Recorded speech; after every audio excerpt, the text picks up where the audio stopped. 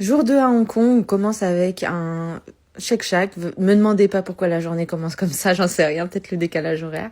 On est toujours impressionné par les Tesla qu'on prend avec les systèmes là qui permettent de reconnaître les autres voitures et tout. Et on arrive pour notre première activité du jour, le M+ Museum Art, où du coup il y a plein d'expos en tout genre. Je vous ai mis quelques aperçus. Coucou les pieds. C'est pas mal du coup en lien avec aussi les arts asiatiques. Il y a des choses du coup assez modernes et c'était sympa. Voilà, petite pause, petite sieste dans le taxi pour la route. Moi, j'arrivais pas à dormir. On enchaîne avec le Causeway Bay.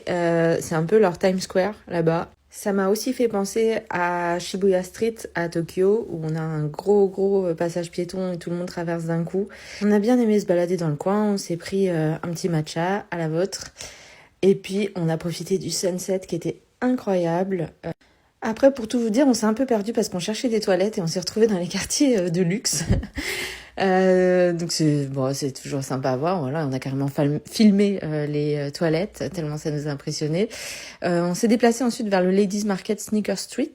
On a mangé de bonnes glaces, elles sont trop bonnes dans les petits camions. Là, ma mère elle a clairement tort à ce moment-là.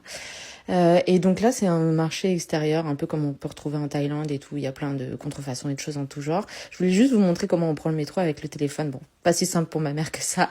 Et on termine avec ce délicieux repas qui m'a rendu malade toute la nuit. Mais bon, ce n'est pas l'objet de cette vidéo. Restez connectés pour la 3e journée.